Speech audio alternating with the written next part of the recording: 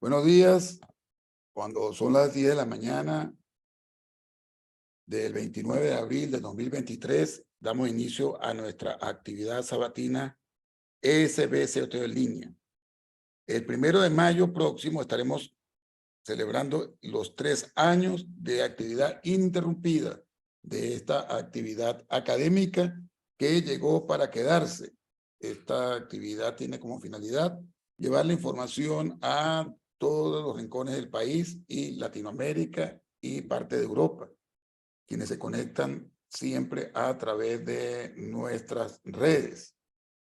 Quiero agradecer la presencia del doctor Andrés Rodríguez, quien está haciendo un esfuerzo para estar con nosotros el día de hoy. Él es del Departamento de Ortopedia y Traumatología de la Fundación Santa Fe de Bogotá. Igualmente, quiero saludar al doctor Víctor Dávila, quien se encuentra con nosotros, especialista en columna, a Javier Palma, a Efren Peña y a nuestro coordinador del comité de columna, el doctor Nelson Cruz. Para todos ustedes, muchas gracias por estar el día de hoy. Igualmente, recordándole que nuestros patrocinantes, enviarle un gran saludo. Gracias a ellos podemos tener este tipo de actividades académicas. Hay que recordarle, estimados amigos, que la SBCOT tiene su página, que es www.sbcot.org.be. Allí encontrarán toda la información referente a la sociedad, cómo inscribirse, cómo ser miembro, quiénes somos, los estatutos y las actividades académicas que llevaremos próximamente a cabo. Y igualmente, ustedes van a poder acceder a la revista de la Sociedad Venezolana de Cirugía Ortopédica y Traumatología de manera gratuita. Pueden tener acceso a los tomos los últimos 20 años. Y igualmente, esta actividad, como todas las actividades sabatinas, van a estar en nuestra canal YouTube SBCOT, que pueden ustedes también acceder por nuestra página. Toda esta información y todas estas importantes disertaciones que se hacen todos los días sábados y algunos viernes están entonces guindadas en línea. Recordando a los miembros que son activos y solventes de la sociedad que tenemos una alianza con Avior y la SBCOT, donde tendrán un 20% de descuento en los pasajes tanto nacionales como internacionales por ser miembros y solventes de nuestra sociedad. Este año cumplimos 74 años de haberse fundado la Sociedad Venezolana de Cirugía Ortopédica y Traumatología, un 23 de julio de 1949. Por tal motivo, tendremos una actividad importantísima en la ciudad de Valencia, Estado Carabobo. Tenemos 3 invitados de Italia, 3 invitados europeos, uno de ellos el doctor Alessandro Casaña, quien va a ser el próximo presidente del Comité de Hombro, expresidente del Comité de Hombro de Europa, el presidente de un sinfín de entes académicos. Asimismo, tendremos la presencia de Lorenzo Imento, que es del grupo AO y que nos va a hablar sobre fracturas alrededor del hombro, y nuestro amigo Claudio Chimelli, que es miembro correspondiente de la sociedad, quien también nos va a disertar sobre hombro. Entonces, invitados todos el 21 y 22 de julio en la ciudad de Valencia, y les informo que esto es una actividad con cupo limitado. Es un grupo no muy grande, entonces, por favor, les agradecemos que se inscriban a través de la sociedad, llamen a la sociedad, se informen para darle toda la información referente a hoteles y así como a la actividad que vamos a tener nosotros ese día 21 y 22 de julio. Actualmente yo me encuentro en la ciudad de Por la Mar, en la isla de Margarita, y terminando nuestra alianza con el WIHAN, que es el hotel sede del próximo Congreso Nacional, que se lleva a cabo del 27 al 29 y que y vamos a tener esta vez un precongreso. Ya la alianza se firmó el día de ayer, el WIHAN es el hotel sede, vamos a tener el hotel para la sociedad venezolana, con todas las virtudes que tiene tener esta gran sede, un hotel esplendoroso que tiene mucha comodidad, y espero que todos acudan a la ciudad de Por la Mar, en la isla Margarita, para que estén presentes en nuestro Congreso Nacional. Igualmente, hay algunas ofertas durante el mes de mayo, para que todos ustedes puedan acceder y disfrutar de las mismas. Y este grupo que ustedes ven allí, ese pequeño grupo, es un grupo de hoteleros de la isla de Margarita. Ayer nos reunimos con los hoteleros y vamos a tener también ofertas para el Congreso y para todo el año. Llegamos a un convenio donde se le va a ofrecer a todos los miembros solventes de la sociedad pues, tarifas especiales en los hoteles de un grupo importante de hoteles a nivel del estado Nueva Esparta. Así que para que todos los miembros sepan que estamos trabajando en función de poder brindar no solo academia, sino también un disfrute en la área académica. Y recordándole a nuestro pónimo, el doctor, aquí tenemos el Congreso Nacional, el 60º Congreso, y el doctor Claudio Aún, que es nuestro pónimo, y estaremos y esperamos que todos ustedes estén con nosotros.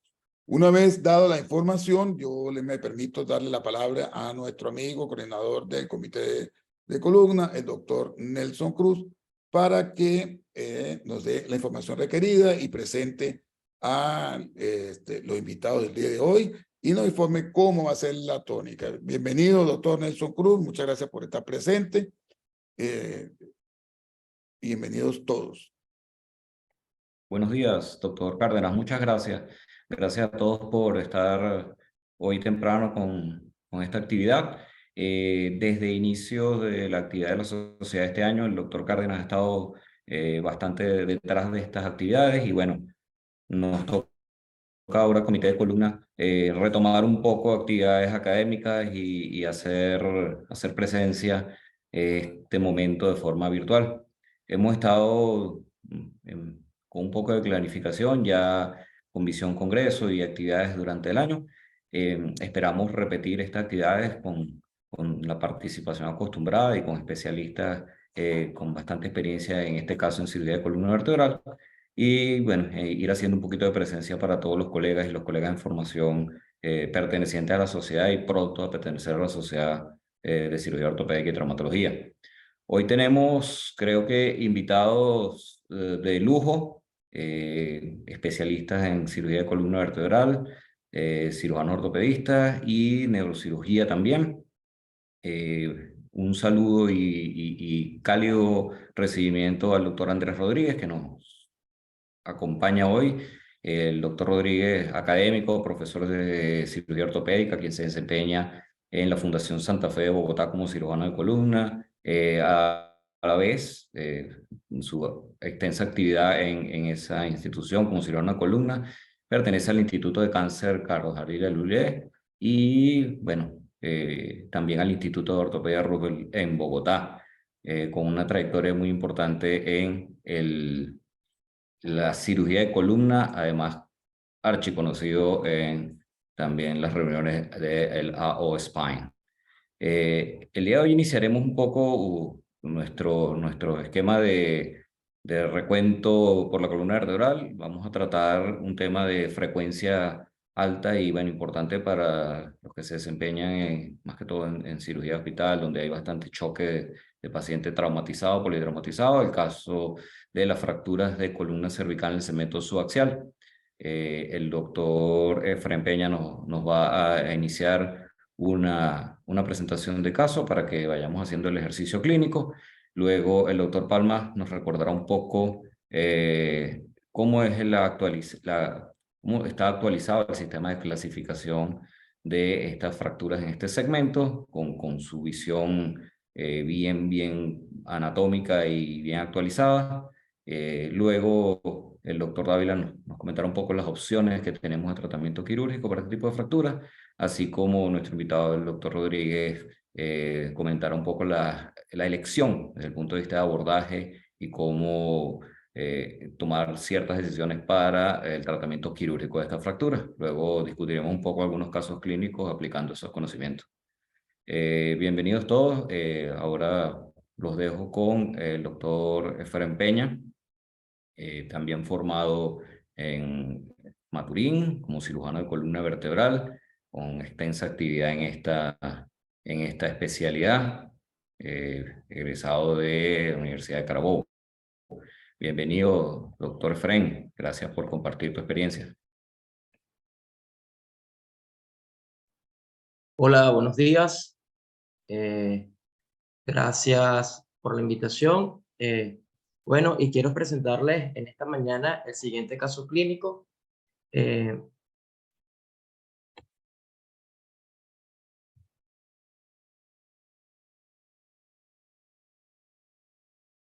Un paciente masculino de 63 años, quien posterior a caída de altura, aproximadamente 4 metros, presenta dolor cervical irradiado a hombro derecho, con concomitante imposibilidad del sostén cefálico y bipedestación, por lo que es evaluado en el área de emergencia, sin antecedentes de importancia, más allá de un tabaquismo acentuado y una pequeña tos matutina productiva de hace 2 años. Al examen físico, todos los parámetros, signos vitales dentro de límites normales. La amplitud de movimiento articular de la columna cervical estaban restringidos, con palpación dolorosa de apófisis espinosas cervicales y torácicas, con un Asia motor de 98 y sensitivo de 102. Si vemos acá, pues vemos que hay una afectación radicular de las raíces C7 y C8 del lado derecho, el resto del examen neurológico sin ningún tipo de alteración. Esta es la radiografía que le hicimos a nuestro paciente de ingreso. Voy a darle un tiempo para que la puedan visualizar, vayan teniendo ya una idea sobre la lesión.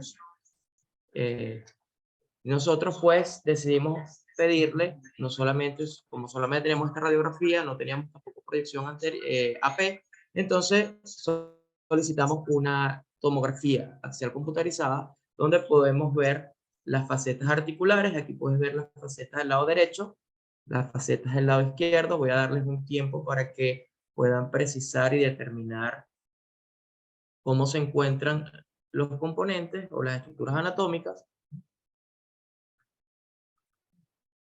Y este es el corte axial de dicha tomografía.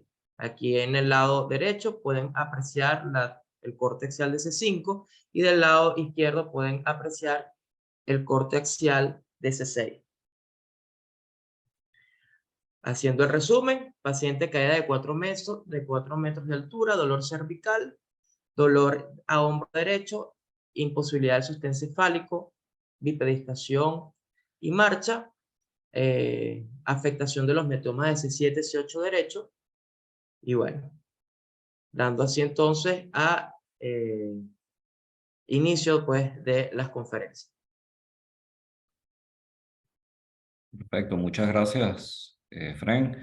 Ya tenemos una idea de un caso con antecedente de caída de altura. Por supuesto, la intención, muy importante, la aclaratoria del examen neurológico, los estudios de imagen que debemos jerarquizar según los requerimientos. Y bueno, para tomar decisiones necesitamos clasificar. ¿Quién menos que el doctor Javier Palma para darnos un refresh de todo este método para clasificar las fracturas de este segmento? Adelante, doctor Palma, bienvenido. Muchas gracias. Buenos días, muchas gracias. Bueno, a continuación, por supuesto, vamos a hablar sobre la clasificación de las fracturas de columna cervical baja o subaxial. Existen diversos sistemas de clasificación que se han desarrollado a través de la historia. Tenemos entonces que Ali Ferguson fue uno de los primeros que hablaron sobre las clasificaciones de la columna cervical baja, tomando en consideración lo que es la teoría mecanicista. Luego tenemos Harris, que la hizo un poco más compleja y habló sobre ella. Y luego tenemos que el estudio, o la Sociedad sobre el Estudio de las Lesiones Vertebrales, estableció el SLIC, que establece un score sobre la severidad de la lesión a nivel de la columna cervical baja, a nivel que fue descrita en el 2007. Luego tenemos que Adam Spade en el 2015 estableció el sistema que empleamos actualmente para clasificar las fracturas de columna cervical baja. Sin embargo, este sistema se desarrolló a partir del establecido por Magre, Evy y colaboradores, que como sabemos, ellos establecieron la clasificación de fracturas a nivel toracolumbar en 1994. Ahora, ¿pero por qué emplear un sistema de clasificación? Bueno, el sistema de clasificación lo debemos emplear ya que esto es lo que nos va a ayudar a nosotros a la toma de decisiones en el tratamiento de los diferentes pacientes. Toda clasificación para considerar la ideal debe ser simple, universal, comprensible y reproducible en todo el mundo. Sin embargo, en la actualidad no existe una clasificación perfecta, pero la que usamos con mayor frecuencia es la clasificación A, o en este caso es una cervical subaxial. ¿Cuáles son los parámetros que ya tomé en consideración? El primero de ellos es la clasificación morfológica, es decir, vamos a interpretar la personalidad de esa fractura, siendo 3 tipos de fracturas: la tipo A, que son las más estables de todas, las menos severas; y las tipo C, que son las de mayor severidad y por ende las que tienen mayor inestabilidad. Luego consideramos la injuria neurológica. En la injuria neurológica vamos a ver entonces que evaluamos cómo está la condición neurológica del paciente. En las clasificaciones anteriores no se consideraba cómo estaba la parte neurológica del paciente. En el sistema AU sí tenemos N0, aquellos pacientes que no tienen lesión, y el N+, que significa entonces que son aquellos pacientes que presentan un déficit neurológico, pero que ha ido progresando en el transcurso del tiempo. Y por supuesto tenemos los modificadores clínicos, que son 4 tipos, desde M1 hasta M4, que lo desarrollaremos más adelante. Y algo que no está incluido en la clasificación de fracturas toracolumbares es la injuria a nivel de la faceta, de tal forma que vamos a tener desde las lesiones tipo F1 hasta las lesiones tipo F4. Comenzamos entonces con la clasificación morfológica. ¿Qué tenemos aquí en la clasificación morfológica? Vamos a tener las tipo A, que son aquellas que afectan la columna anterior. Como ven aquí, la mnemotecnia son fracturas que ocurren por compresión y tenemos varios subtipos, desde la A0, que es la menos severa, hasta la 4, que es la más severa de las tipo A. Luego tenemos entonces las tipo B, que se caracterizan porque ellas ocurren porque un mecanismo de distracción. Aquí va a haber una lesión a nivel de lo que es la banda de tensión, ya sea ósea o cápsulo-ligamentaria, y van desde B1 hasta B3, y luego tenemos la tipo C, que son las más inestables de todas, que son producidos por un mecanismo traslacional y que afectan tanto la columna anterior como la columna posterior. Entonces comencemos con las fracturas tipo A. Como ven, tenemos una frecuencia ante la como tal de la fractura que les quise traer aquí para que veamos lo siguiente. De los 3 tipos que les mencioné, las fracturas tipo C son las que se presentan con mayor frecuencia a nivel de la columna cervical subaxial. Representan el 36,3% del tipo de lesiones. ¿Por qué? Porque la columna cervical subaxial es uno de los segmentos más móviles de la columna vertebral. Ahora sí, vamos a comenzar hablando sobre los diferentes subtipos acorde a la morfología. Tenemos las fracturas A0, que son las fracturas inocentes, que no generan una mayor trascendencia a nivel del tratamiento y que se caracteriza porque hay una fractura a nivel de los procesos, de la apófisis espinosa, a nivel de la lámina o a nivel de las apófisis transversas. Aquí podemos ver entonces una fractura a nivel de la espinosa. Luego tenemos las fracturas tipo A1. La mnemotecnia es A1-1. ¿Qué significa A1-1? Bueno, que hay lesión de un platillo vertebral. Generalmente que se lesiona con mayor frecuencia es el platillo superior. Pero lo importante aquí es que no hay afectación de otra parte de la vértebra. Vean que el muro posterior está indemne, como observamos en esta imagen. Solamente tenemos la fractura de un platillo vertebral, que puede ser en menor o mayor porcentaje, con menor o mayor angulación. Luego tenemos las fracturas A2. La fractura de la mnemotecnia es A2, 2. ¿Qué significa? Que aquí hay lesión de los 2 platillos terminales, es decir, del platillo superior, del platillo inferior, pero el muro posterior está indemne. Podemos tener una fractura con minuta, como esta que está acá, o podemos tener una fractura en split, es decir, en hendidura, una vértebra dividida. Pero esto ocurre en el plano frontal, es decir, vamos a tener un segmento anterior y un segmento posterior. Luego tenemos las A3. Las A3 es como una A1. ¿Por qué? Porque hay lesión de un solo platillo terminal, pero aquí sí hay lesión del muro posterior. Es decir, hay fragmentos que pueden invadir el canal vertebral y por ende las fracturas A3 tienen un mayor riesgo de que el paciente desarrolle algún déficit neurológico. A su vez, las fracturas A3 pueden estar asociadas a una lesión a nivel de la lámina o de la apófisis espinosa. Y continuamos ahora con las fracturas A4. Las fracturas A4, aquí tenemos una lesión tanto del platillo superior como del platillo inferior como del muro posterior. Es decir, las A3 y las A4 son estallidos. Las A3 es una fractura en estallido incompleto porque es un solo platillo, mientras que las A4 es una fractura en estallido completo. ¿Por qué? Porque se lesiona ambos platillos más el muro posterior. A su vez, podemos tener una fractura en split o en hendidura, pero que a diferencia de lados, esta ocurre en el plano sagital medio. entonces vamos a tener una vértebra que está dividida en una mitad derecha y una mitad izquierda. Por supuesto, al estar lesionado el muro posterior, como vemos aquí en la imagen, este tipo de fracturas tienen una mayor frecuencia o una mayor probabilidad de lesión neurológica. Ya hemos descrito entonces los diferentes tipos de fracturas, en este caso subtipo A, desde A0 hasta A4. Ahora tenemos el otro tipo, donde tenemos los subtipos B1 a B3. ¿Qué pasa en las fracturas tipo B? Las fracturas tipo B, aquí tenemos que hay una lesión a nivel de la columna posterior. La tipo A es una lesión a nivel de la columna anterior. Esta tipo B va a ocurrir por distracción, ya sea por mecanismo de flexión o por mecanismo de extensión. Las B1 se caracterizan porque son netamente transóseas, es decir, es una lesión monosegmentaria porque es una sola vértebra, al igual que la tipo A. Vean que afecta desde la espinosa, la lámina, la faceta y el cuerpo vertebral. Luego tenemos las fracturas tipo B2. Estas no son netamente transóseas, sino que también vean que hay una afectación de la banda de tensión ligamentaria. Entonces me afecta el ligamento supraespinoso, interespinoso, la cápsula articular y me puede lesionar el disco intervertebral.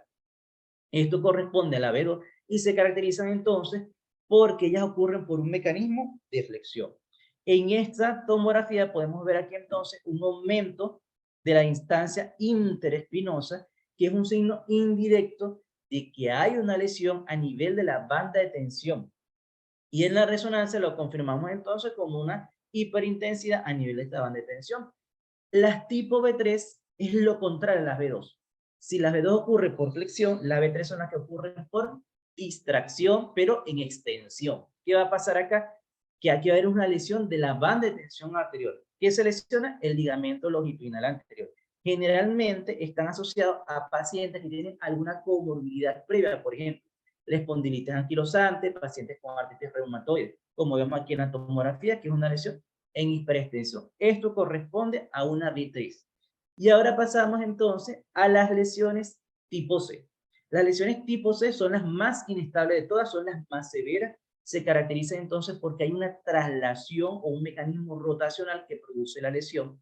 Y aquí me va a afectar tanto la columna anterior como la columna posterior. Pueden estar asociadas a los diferentes subtipos de la A. Igual que las fracturas tipo B pueden tener asociadas los diferentes subtipos A. Entonces vemos las diferentes variaciones, ya sea una retrolistesis, una anterolistesis con luxación facetaria, puede haber una fractura a nivel de la faceta, puede haber no solamente traslación, sino asociación con los otros tipos de subtipos de fracturas a nivel del cuerpo vertebral. Vemos aquí entonces una tomografía donde evidentemente observamos el desplazamiento de una vértebra sobre otra y que está asociada entonces a la luxación facetaria. Por supuesto, este tipo de lesión tiene una mayor incidencia, una mayor probabilidad de lesión neurológica que las fracturas tipo B y a su vez que las tipo A. ¿Qué pasa ahora? Que la columna cervical subaxial no solamente tenemos cuerpos vertebrales, discos, banda de tensión ligamentaria, sino que tenemos una estructura súper importante que son las facetas. Y de acuerdo al sistema O, desarrollaron entonces una clasificación que nos permite hablar cómo son las lesiones a nivel de las facetas articulares. Comenzamos entonces con la menos severa de todas, que es la F1. ¿Qué significa que sea una F1? Que hay afectación de la faceta, pero que esa fractura que ocurre aquí, que está acá, que lo ven en el corte axial, no está desplazado el fragmento. O si no, el segmento fracturado es menor a 1 centímetro, o ese segmento fracturado representa menos del 40% de la masa lateral. La F2 es cualquier lesión en la faceta, pero que ya esté desplazada. Yo veo la masa lateral y está desplazada, ya eso me lo convierte en una F2. Yo observo el fragmento y el fragmento fracturado mide más de 1 centímetro o representa más del 40% de la masa lateral, ya eso automáticamente me lo convierte en un F2. Luego tenemos las F3. Las F3 son las llamadas fracturas por abulsión y tenemos una masa lateral flotante. ¿Qué ocurre acá? Que la masa lateral se separa prácticamente de la columna anterior porque hay una lesión a nivel del pedículo, una lesión a nivel de la raíz de la apófisis transversa y una lesión a nivel de la base de la lámina. Entonces prácticamente como que se abulsionó o se separó la masa lateral y lo convierte en una masa lateral flotante. Y luego tenemos las F4 que son las más severas de todas.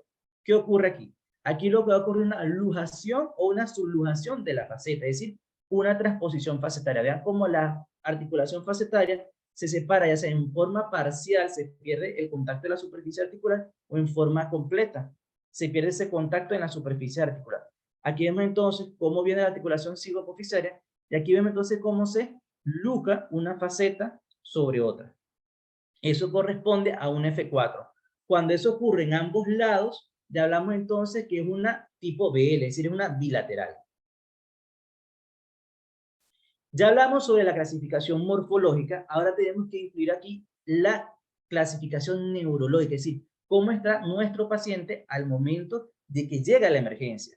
Tenemos que lo podemos clasificar como un paciente NCR, es decir, que está neurológicamente intacto, un paciente con un déficit neurológico transitorio, es decir, que refiere que inmediatamente después del asistente presentó una parestesia, un déficit motor, pero después el paciente mejoró espontáneamente. El N2 es aquel paciente que tiene una radiculopatía, es decir, persiste con una alteración de la sensibilidad, ya sea hipoestesia, hiperestesia o un déficit motor, pero que me compromete un solo nivel neurológico. El N3 es aquel paciente que, como sabemos, tiene una lesión medular incompleta, es decir, hay preservación sacra o tiene un síndrome de caudequina. Eso me lo convierte en un N3. El N4 es aquel paciente que ya tiene una lesión medular completa. No hay preservación de la función sacra. Y el NX es aquel paciente que por una causa determinada no podemos evaluarlo. Por ejemplo, paciente bajo efecto del alcohol, paciente en terapia intensiva, paciente con un traumatismo encefalocraniano severo, lo asignamos el NX porque no podemos establecer el tipo de injuria neurológica que presenta. Y el N+ es aquel paciente que presenta una compresión medular continua y que por lo tanto sus síntomas neurológicos van evolucionando en el transcurso del tiempo. Es decir, comenzó por ejemplo con una recudulopatía, me evolucionó a una lesión medular incompleta y después terminó con una lesión medular completa. Ya eso sería un N+. Y recordar que nosotros empleamos un sistema para la clasificación internacional de la injuria o de la lesión a nivel espinal y que nos ayuda mucho a establecer la injuria neurológica. Una vez que hemos hecho esto, vamos ahora a los modificadores INCO. ¿Cuáles son esos modificadores? Son aquellas condiciones que presenta el paciente que me va a modificar a mí mi conducta. En la columna cervical tenemos entonces que son 4 modificadores, a nivel de la columna toracolumbar que son 2 modificadores. Vamos a ver entonces que están los M1. ¿Cuándo yo planteo un M1? Cuando existe una lesión cápsulo-ligamentaria posterior. Por ejemplo, imagínense que aquí tenemos esta imagen, ¿verdad? Imagínense que no hay un desplazamiento, pero yo observo que aquí hay una fractura del platillo superior y una fractura del muro posterior. Eso automáticamente me la convierte en una MU, en una AU, en una A3. Pero ¿qué pasa? Que yo sospecho que por radiología existe un signo radiológico que me dice a mí indirectamente, mira, existe una lesión de la banda de tensión, como es el aumento de la distancia interespinosa. Ese aumento de la distancia interespinosa me hace sospechar a mí que a lo mejor existe una lesión ligamentaria. Y le está diciendo al cirujano, mira, es una A3, pero podría ser inestable porque es una lesión de la banda de tensión. Ya automáticamente es un modificador M1 porque va a modificar mi conducta a seguir. Luego tenemos entonces la tipo M2. El modificador M2 se refiere a la presencia de una hernia discal. Por ejemplo, este paciente presenta una espondilolistesis, ¿correcto? Sería una fractura tipo C. Pero a su vez, yo veo que existe una hernia discal aquí que está crítica.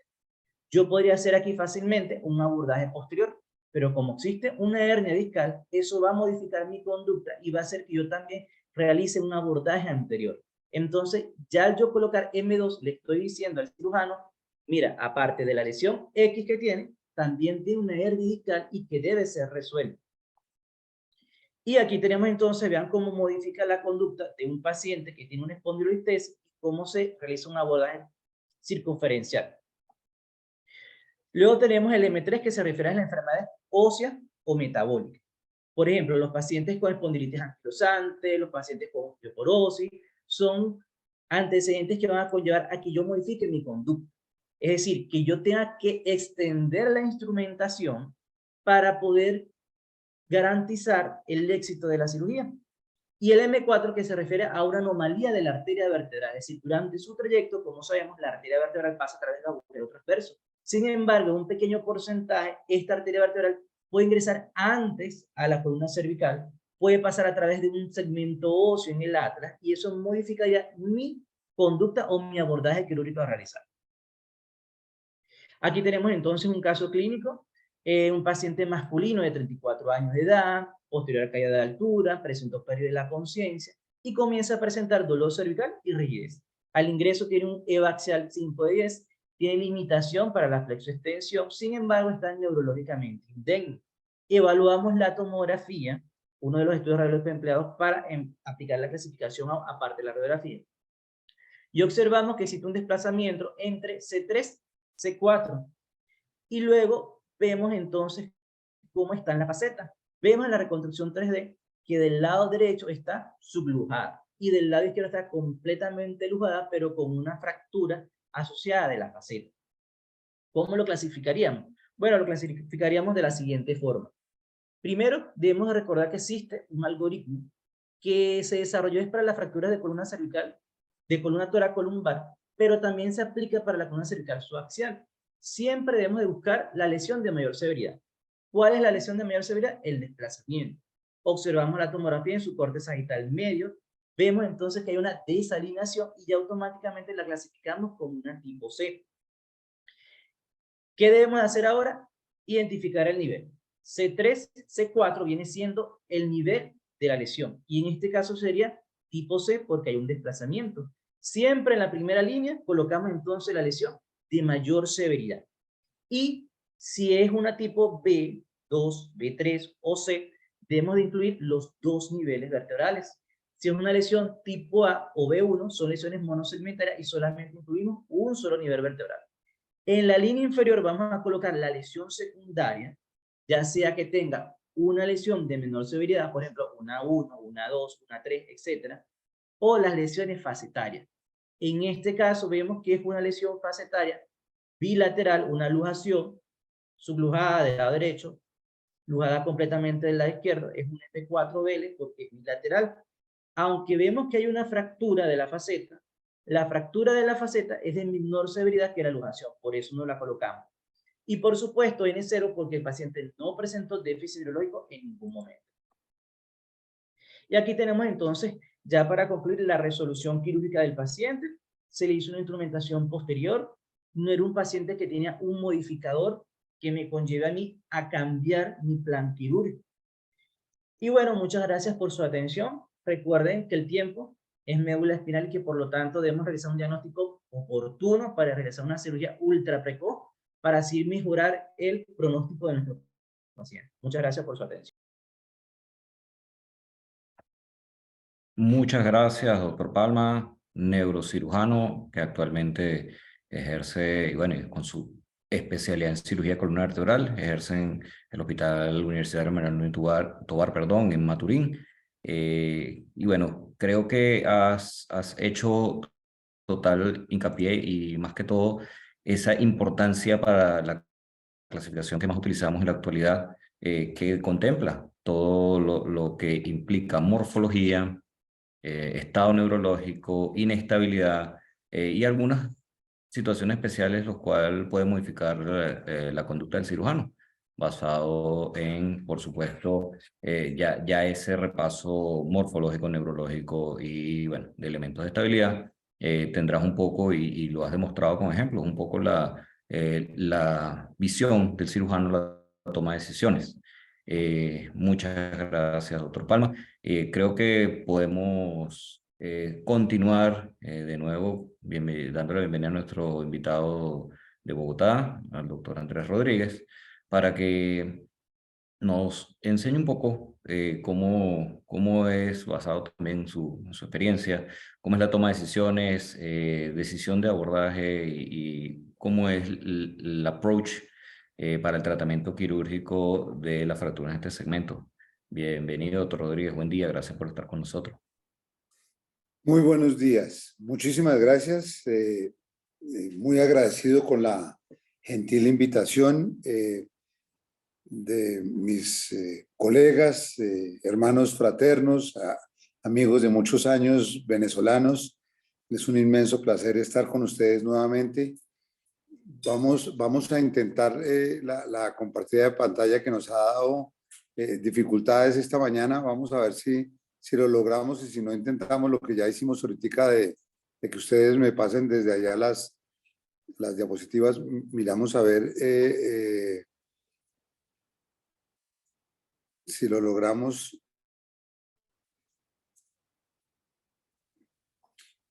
No sé qué está pasando. ¿Ustedes están viendo mi pantalla o no? A medias. Espérese, a ver, doctor, ¿A si media?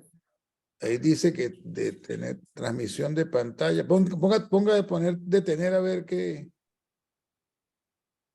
No, vuélvela a colocar otra vez. Ponga compartir pantalla y vemos a ver. Ven la lista de todas maneras, Nelson.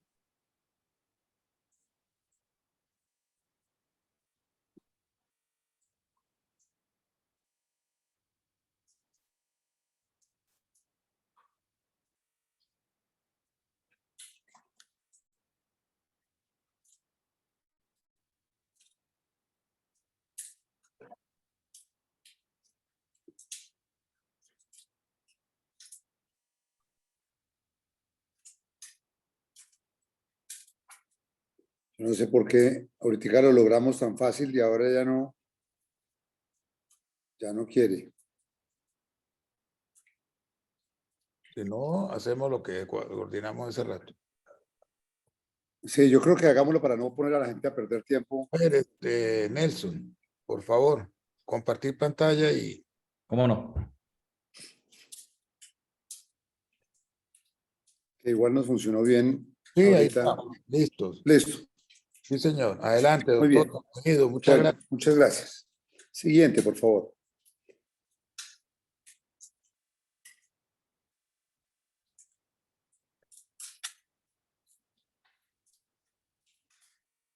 La prevalencia de las fracturas en la columna cervical con respecto al resto de las fracturas de la columna es más o menos el 20% de las fracturas.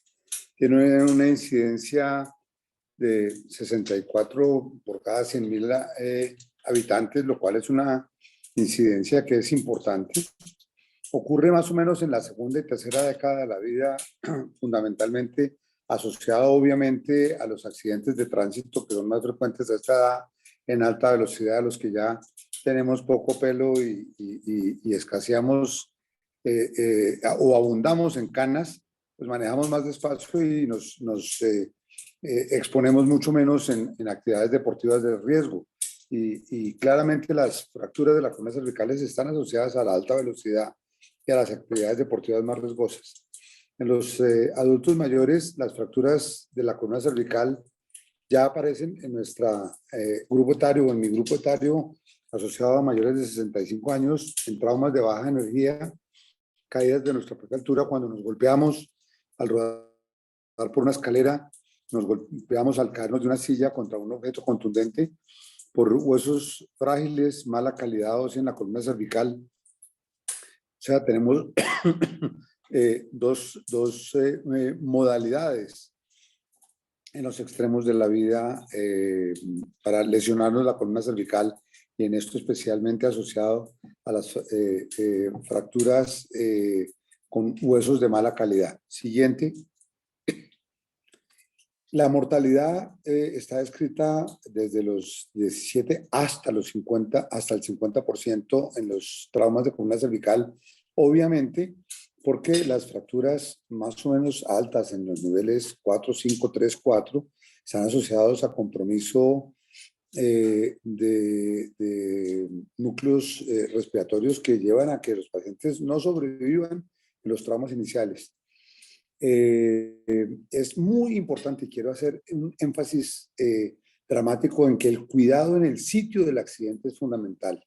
Desafortunadamente sabemos que en nuestro medio latinoamericano no muchas veces los cuidados son tan buenos y tan serios como en otras latitudes y entonces en el afán de auxiliar a los heridos no se tiene cuidado del manejo de la columna cervical y muchos de estos pacientes fallecen o tienen lesiones secundarias que no ocurrieron en el momento del accidente, ocurren en la movilización de los pacientes de su columna al tratar de sacarlos del vehículo, al tratar de auxiliarlos. Lo que se hace es que se les hace un daño mayor.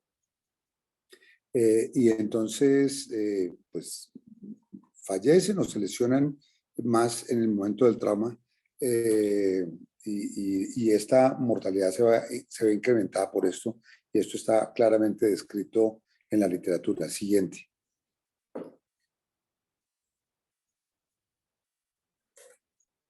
Siguiente, por favor. Listo.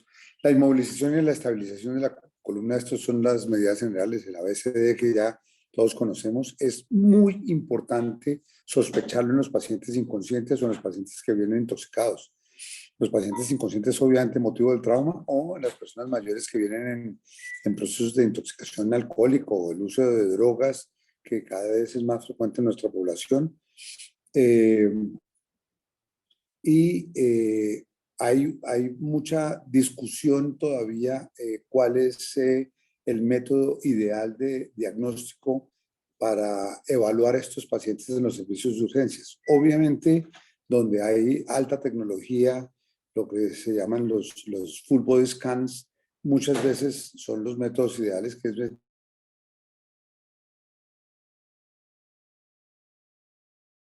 entregar al paciente de las lesiones completas, pero en los pacientes que están en estado de intoxicación o en estado de inconsciencia, tener una radiografía óptima cervical es totalmente indicado siempre para hacer el diagnóstico de este tipo de lesiones. Siguiente.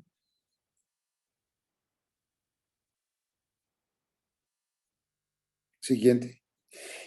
Una cosa fundamental, y lo quiero recalcar con esta, fíjense la radiografía del lado mirando de frente a la pantalla del lado izquierdo. Uno puede decir, miren, la radiografía de este paciente no tiene ningún problema. Y miren que una radiografía incompleta que no deja ver, miren lo que mostró una imagen de la derecha. Miren la lesión tan dramáticamente importante que tenía el paciente y no fue diagnosticada adecuadamente. ¿Por qué? Por la radiografía inicial, la persona que la tomó, la vio, dijo, el paciente no tiene ningún problema. Y miren la lesión tan importante que tenía. Y fue diagnosticada más adelante con las consecuencias que tuvo para el paciente. Este es un paciente que claramente tenía una lesión que se diagnosticó tardíamente. ¿Por qué? Por negligencia en no tener lo que siempre recalcamos. La radiografía de la columna cervical debe ver completamente la columna cervical. Si no podemos, por razones de que los hombros no lo dejan visualizar, de que el paciente tiene una anatomía que nos permite ver, entonces tenemos que asegurarnos tomándole un estudio imagenológico como es el de la derecha, que nos permita ver la integridad completa. Siguiente. Ya el doctor Palma nos ilustró con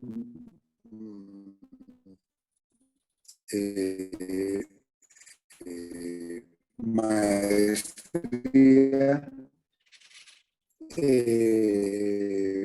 la clasificación de Allen y las siguientes clasificaciones.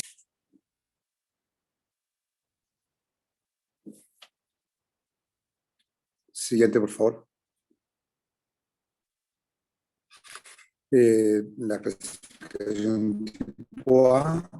Solo quiero hacer una precisión aquí, y es que en estas lesiones que muchas veces tendemos a pensar que por este tipo A tienen una mayor benignidad, no debemos desconocer que hasta en un 54% hay lesiones neurológicas asociadas. Siguiente.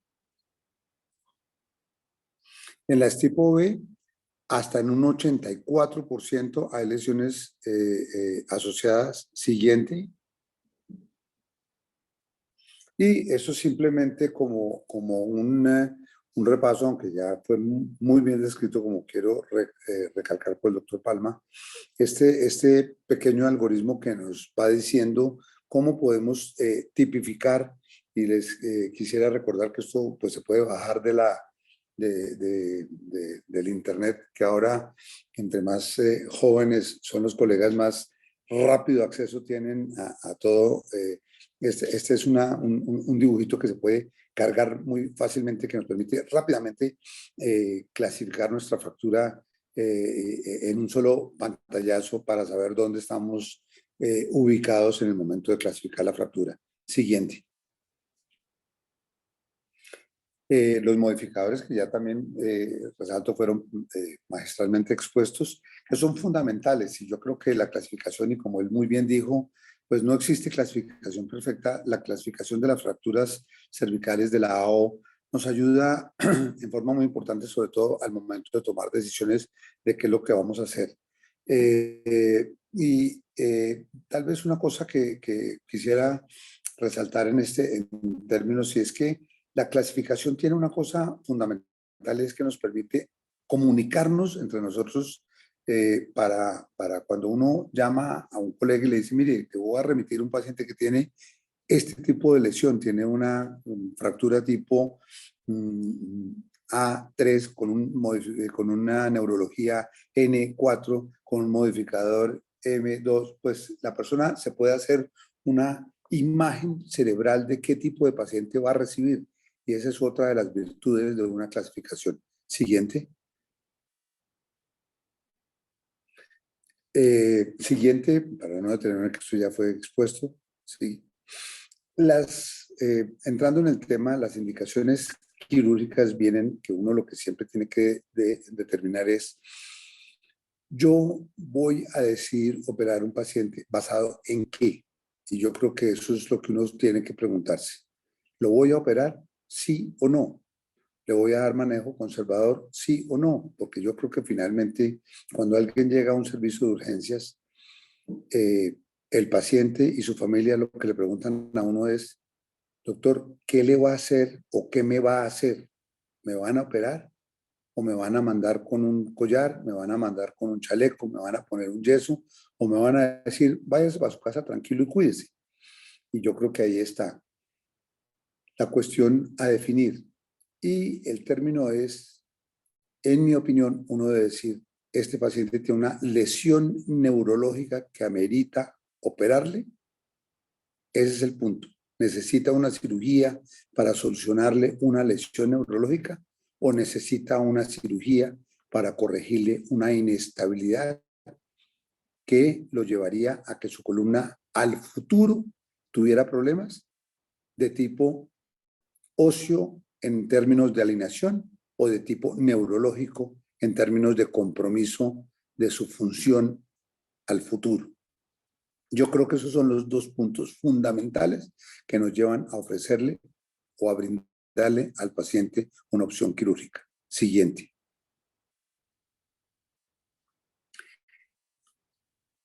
Para permitir que ese paciente soporte fisiológicamente una carga, preserve sus relaciones anatómicas y mantenga integridad de sus estructuras neurales, para que al futuro no tenga deformidad, no tenga dolor y preserve la función, como lo demuestran estas imágenes tipificadas con la diapositiva. Siguiente. ¿Cómo operar? ¿Cuándo operar? Perdón, sí o no. Y de nuevo, en la columna cervical, por vía anterior, por vía posterior. Hay varias consideraciones a tomar. ¿Cómo lo hacemos? Y una cosa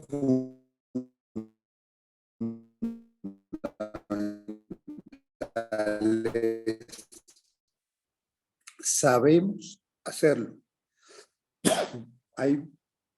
Yo siempre, otra cosa es tener el conocimiento y otra cosa es tener la... Siguiente. ¿Cuáles son los objetivos del tratamiento? La alineación para obtener, que se obtiene mediante reducción. La estabilidad que se obtiene mediante instrumentación. La biología que se va a obtener con consolidación y fusión. Y la función que se obtiene tardíamente mediante un proceso de rehabilitación. Siguiente. Viene la decisión. ¿La reducción se debe hacer cerrada o abierta? La reducción se puede hacer cerrada con un paciente despierto. Ya les vamos a mostrar cuáles son las contraindicaciones de la reducción cerrada abierta. La espondiloartrosis severa, los pacientes con espondilitis anquilosante, la osificación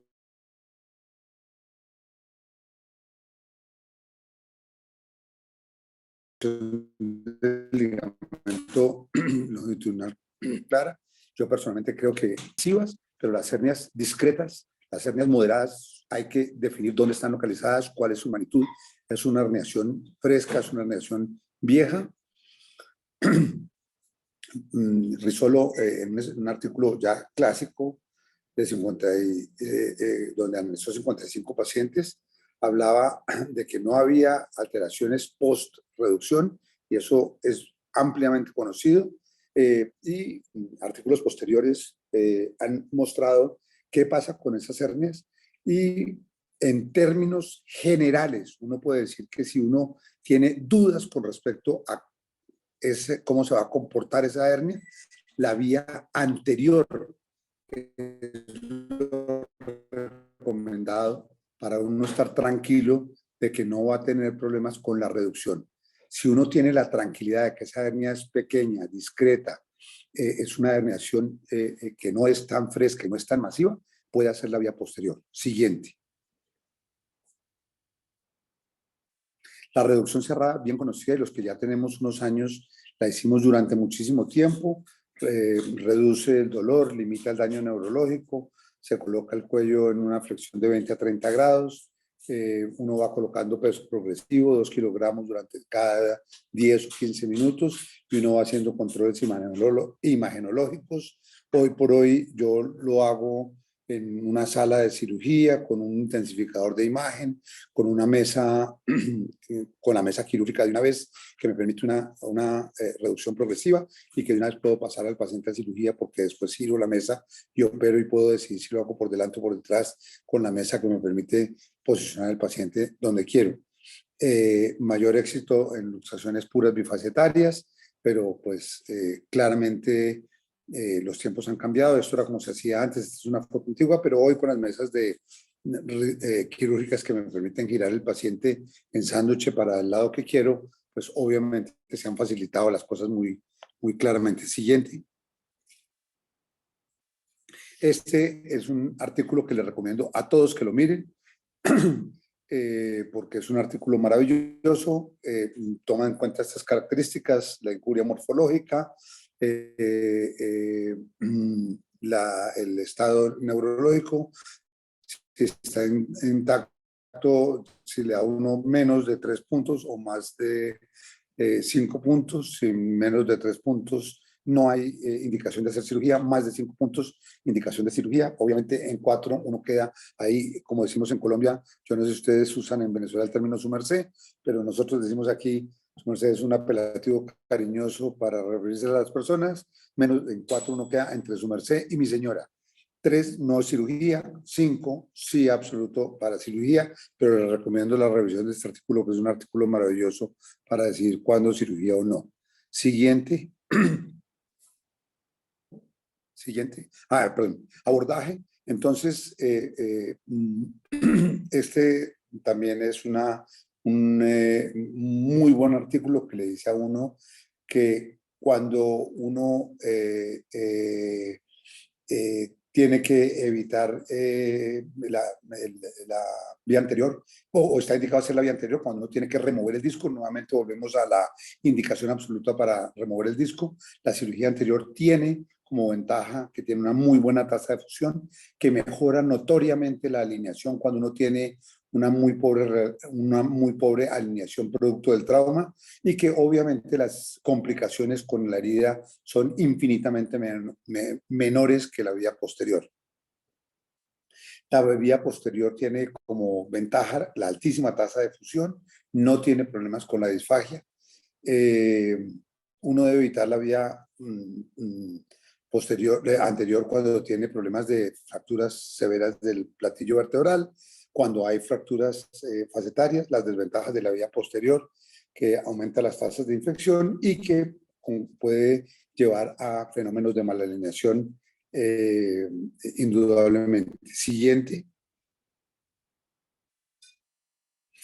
En el abordaje anterior, hay los que nos gusta el abordaje por el lado derecho, hay los que les gusta el abordaje por el lado izquierdo, cada uno tiene sus cosas buenas y sus cosas malas. Por el lado derecho, indudablemente, el riesgo del recurrente laringio, el lado izquierdo, el riesgo del conducto torácico, depende de si uno va más alto o más bajo.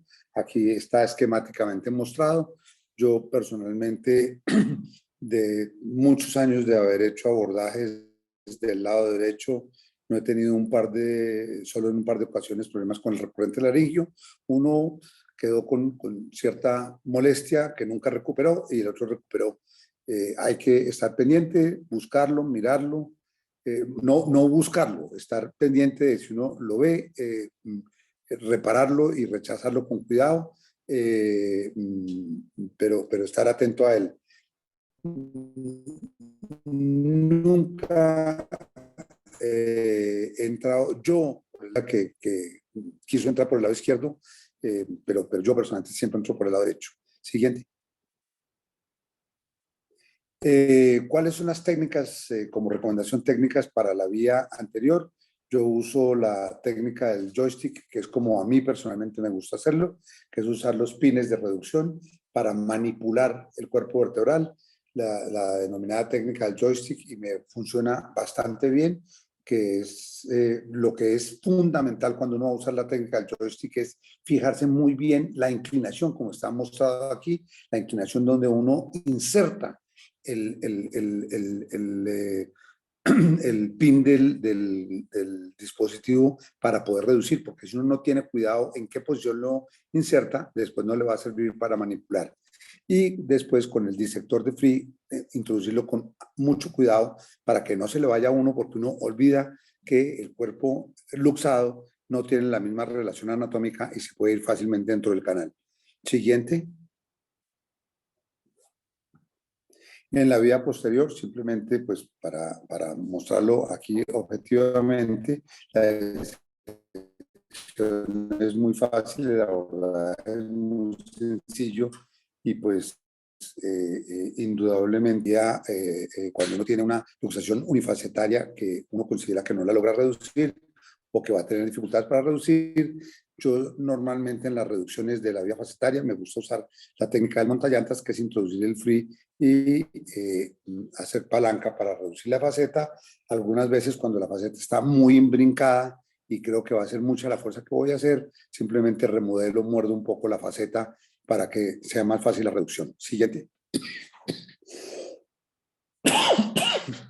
En caso de no conseguir la vía por vía posterior, aquí muestro los puntos de abordaje para la colocación de los tornillos, cada cual como más le gusta, Roa Camille, Maguer, Anderson. Inclina uno el tornillo en diferentes posiciones, hay que tener muy claro uno y conocer las diferentes localizaciones anatómicas, porque en esto sí es muy importante saber que uno tiene que conocer los diferentes puntos de entrada de los tornillos, porque no siempre uno puede acceder a todas las posiciones anatómicas. Siguiente.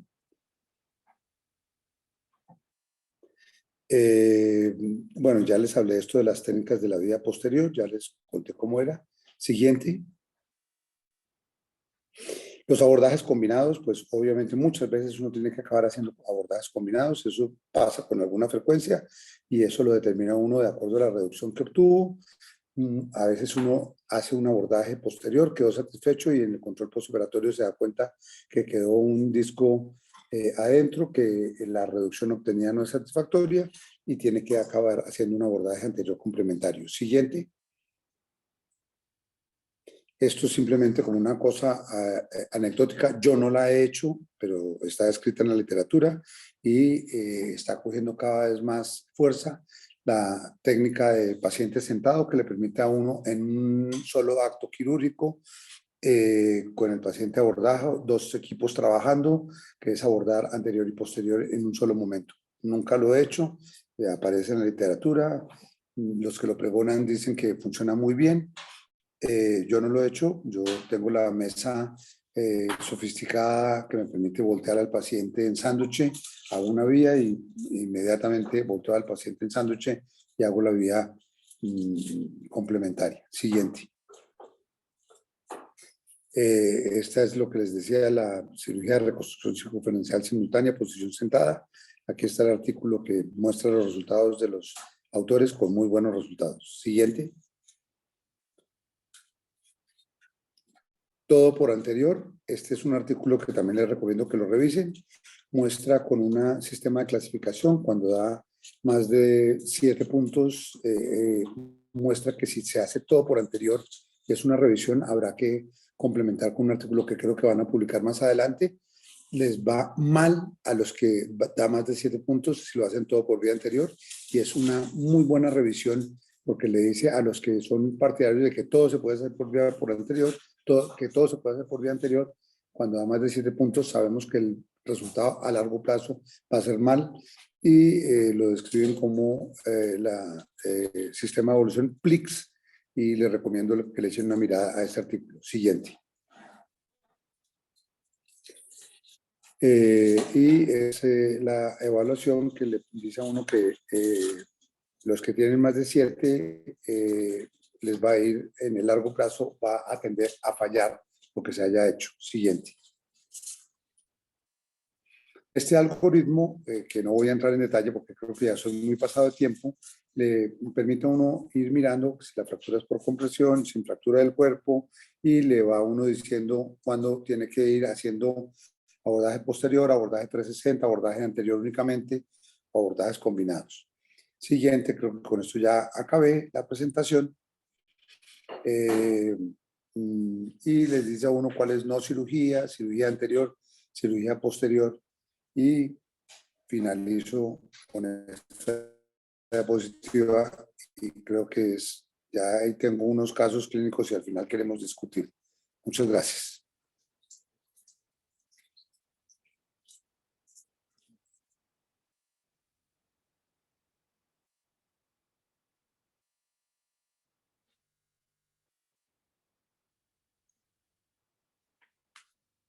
Muchas gracias, doctor Rodríguez, por compartir toda esta experiencia en relación a la toma de decisiones. Más que todo, retomamos un poco las características de la lesión y cómo es interesantísimo a la hora de plantear sistemas de clasificación y algoritmos de trabajo, cómo tiene el cirujano herramientas, pero no debe dejar de tomar en cuenta nociones básicas para la toma de decisiones, tanto abordaje como el tipo de escogencia. En este caso, fíjense lo importante de nuevo de mantener estabilidad, prevenir lo que son las deformidades, bien sea postquirúrgicas o asociadas a la lesión, a la fractura, y que todo se traduzca en adecuados y buenos resultados a corto y largo plazo. Gracias por su tiempo, doctor Rodríguez, excelente como siempre, bien claro. Ahora vamos a dar la bienvenida al doctor Dávila. Creo que, bueno, se nos acaba el currículum del doctor Dávila, pero amplia experiencia en la cirugía de columna, maestros de muchos de los integrantes de esta especialidad, de los que estamos aquí, los que hemos estado, miembro chairman de la OSPINE, miembro de la Sociedad de la Zona de Cirugía Ortopédica y Traumatología, coordinador del comité de columna. Creo que su actividad docente brilla en Maturín. Ha llevado de la mano la subespecialidad de cirugía de columna con un nivel como quisiésemos llegar.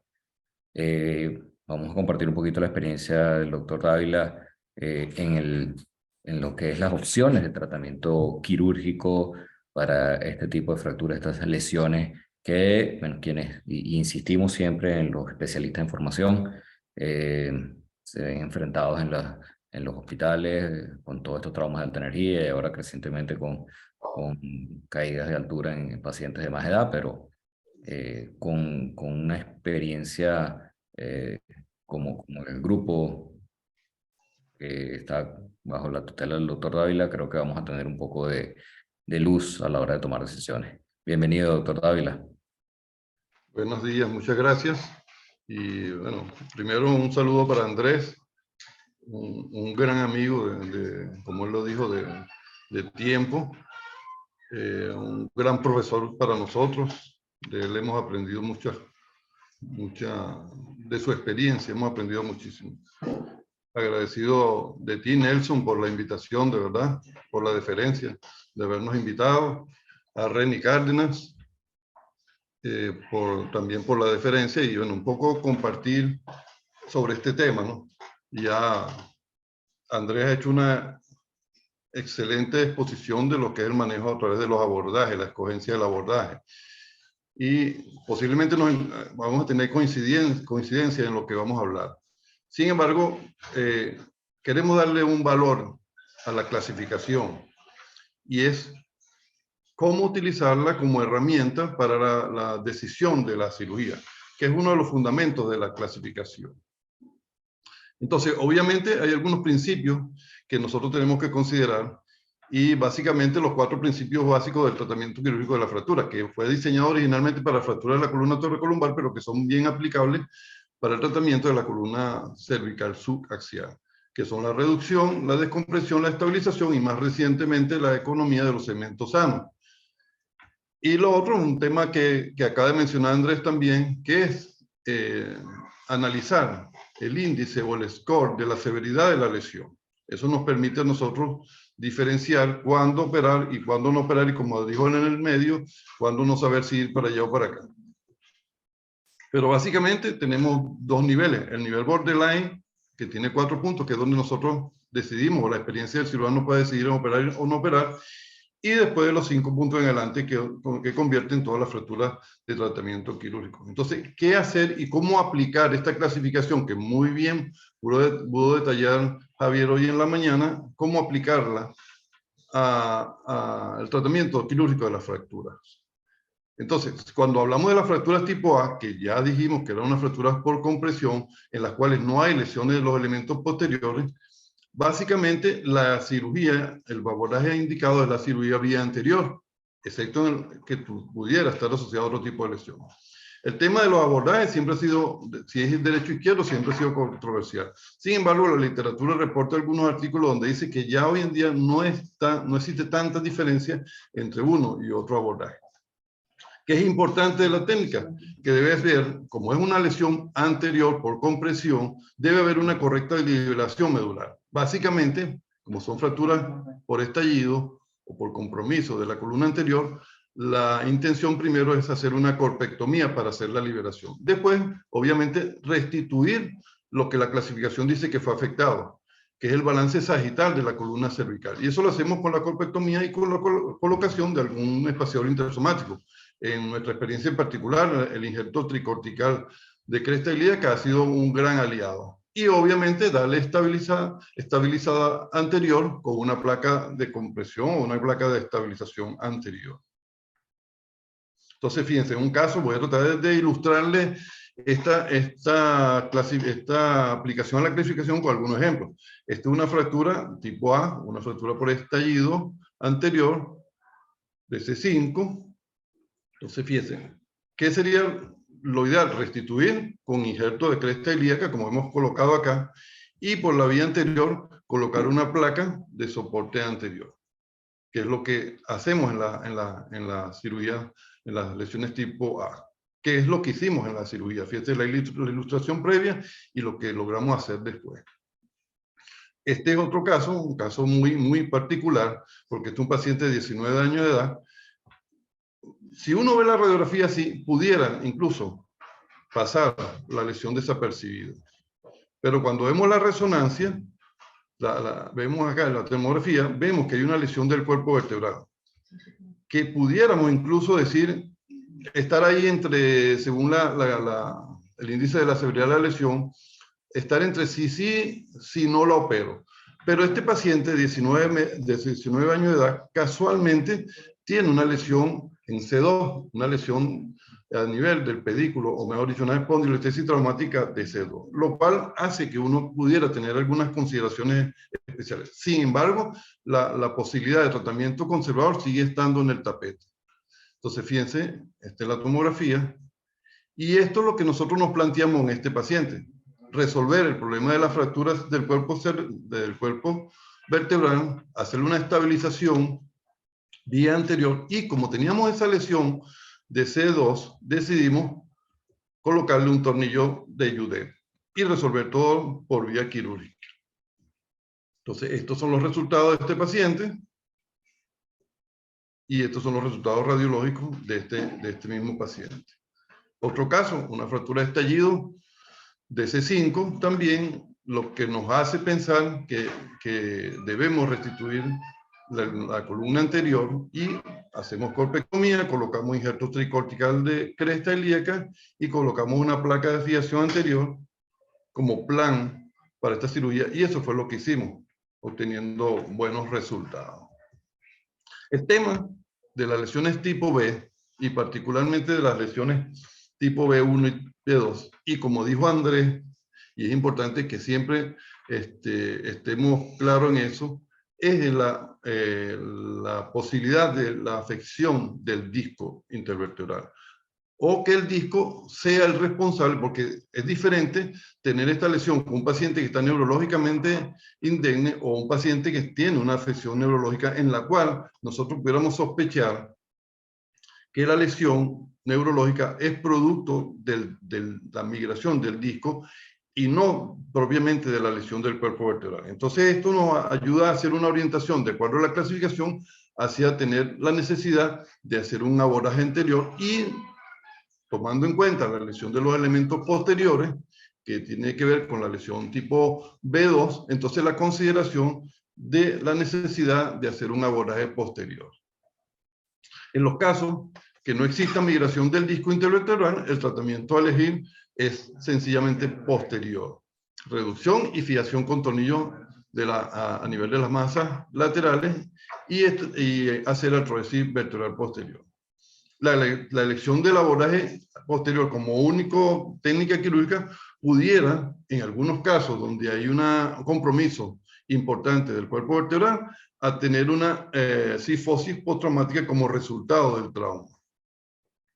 Y otro tema importante que lo mencionó Andrés también, y para nosotros sí sigue siendo parte del protocolo, es la reducción a través de la tracción cervical, la tracción craneal de estas lesiones. ¿Por qué? Porque en la mayoría de los casos, si nosotros logramos hacer una reducción cerrada, el abordaje, la técnica de abordaje va a ser simplemente anterior. Y incluso en aquellos pacientes donde tienen donde aparece una lesión neurológica, donde tenemos la sospecha de que el disco es responsable, entonces, como vamos a hacer una vía anterior, ya estaríamos resolviendo también el problema del disco intervertebral. En el tipo de lesiones tipo B3, que es la única lesión de la columna cervical que se produce por distracción, entonces la vía de abordaje es la vía de elección. El problema técnico en el caso de la luxación por el abordaje de vía anterior es que no lleva a cabo una adecuada reducción de la deformidad. Y entonces, en algunos casos, y sobre todo si hay inestabilidad importante, a posterior, necesitaríamos entonces hacer una vía posterior y hacer artrodesis vertebral posterior. La complicación de este abordaje, de estas lesiones tipo B3, es que pudiera persistir una inestabilidad ligamentaria, por lo cual se haría necesario entonces hacer una fusión posterior a través de un abordaje posterior. Fíjense, un ejemplo aquí, claro, de una lesión que luce ser una lesión bastante inestable, porque hay lesiones anteriores, porque hay una lesión importante posterior de los elementos posteriores. Entonces nosotros pudiéramos hacer un abordaje posterior, colocar, como ven ustedes en la ilustración acá, tornillo a las masas laterales, y hacer un abordaje anterior, restituir el balance sagital de la columna cervical y hacer una fijación anterior con una placa autoestable, que es exactamente lo que se hizo en este caso.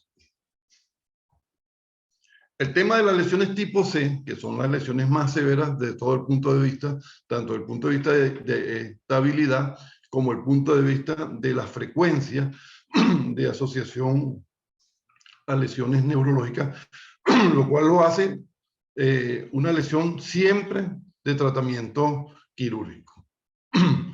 Para este tipo no existe un abordaje estandarizado, hay que analizar individual cada caso por las asociaciones con lesiones tipo A, con las lesiones tipo B, y entonces poder definir para cada uno de los casos cuál sería la cirugía mejor indicada.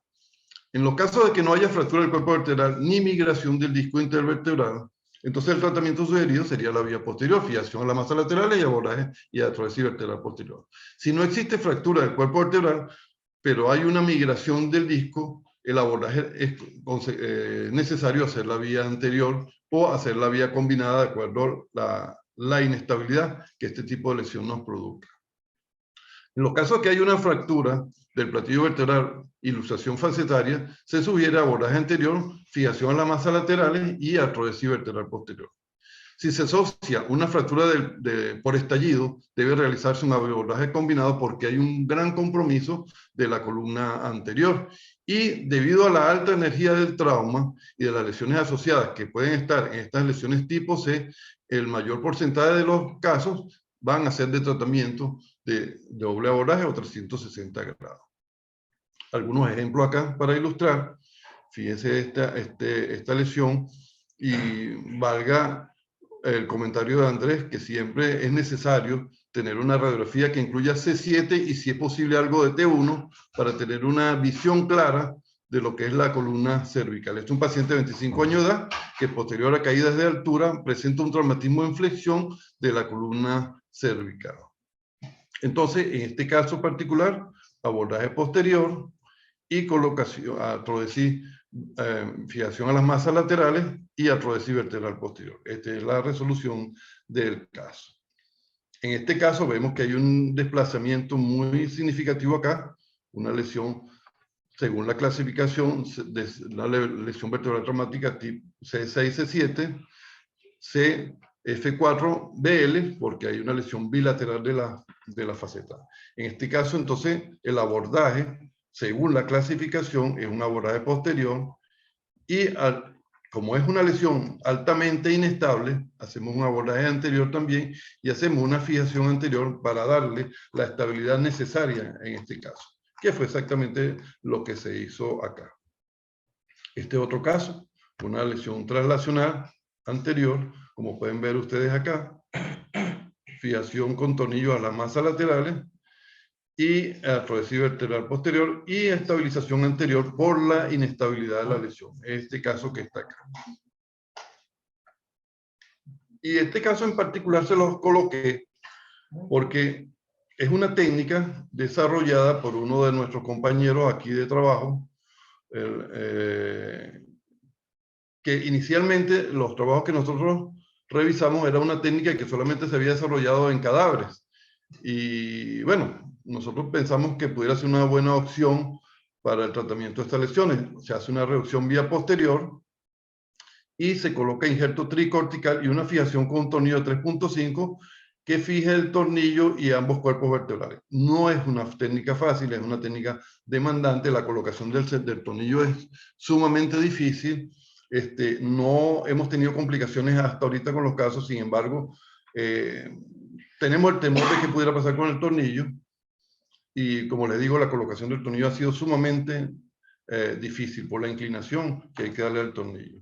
Y casos mucho más severos como este, que además de ser una lesión muy inestable, muy inestable, es un paciente de edad, lo cual nos hace enfrentarnos a un paciente con un stock óseo bastante comprometido.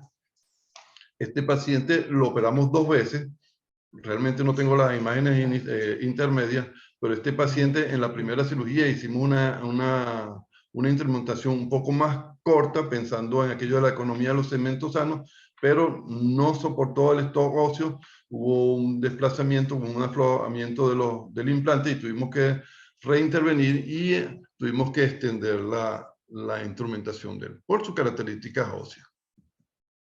Y esto se lo coloco porque pareciera, que fuera una idea loca de nosotros, pero que está descrito en la literatura, que es la utilización de las placas de tercio de caña que usamos para la fractura del peroné como elementos de fijación en la columna cervical posterior. Obviamente ya no las usamos, en algunas circunstancias tuvimos necesidad de echarle mano a ellas.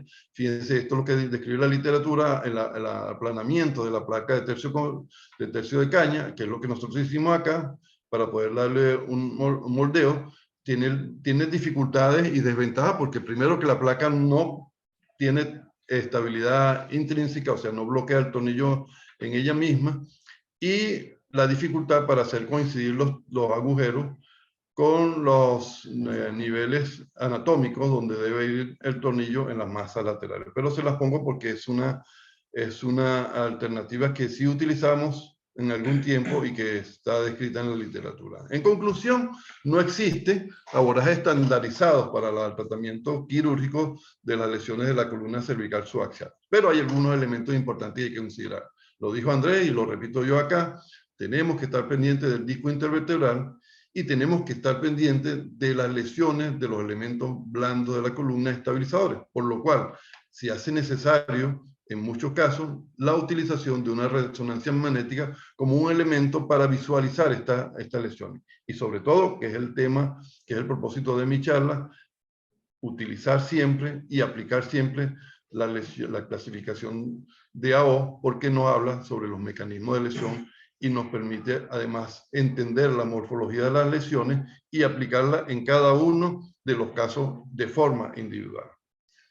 Un pequeño cuadro que se parece mucho al que presentó Andrés sobre la elección del abordaje, pero les pongo la parte final porque habla exactamente de la utilidad de la clasificación en cuanto a la elección del abordaje. De manera que tú pudieras un resumen, que Andrés lo hizo en su algoritmo, no me voy a detener acá, solamente quiero darle las gracias, ¿verdad?, una vez más por esta oportunidad de compartir algo de la experiencia que nosotros realizamos acá, de la oportunidad de permanecer siempre activos en la Sociedad Venezolana de Cirugía Ortopédica y Traumatología, que su norte ha sido siempre la excelencia y la educación, y esta maravillosa oportunidad de compartir con Andrés nuevamente. Muchísimas gracias.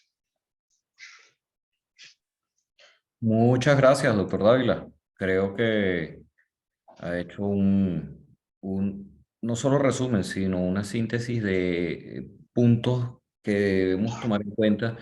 Creo que a muchos de los que están conectados, escuchando, que están en formación, y recalcamos la importancia del examen clínico, recalcamos la importancia del entendimiento no solo anatómico, sino biomecánico, y correlacionarlo con mecanismos de lesión. Eso debe ser parte de la formación básica para la especialidad y más que todo en este punto.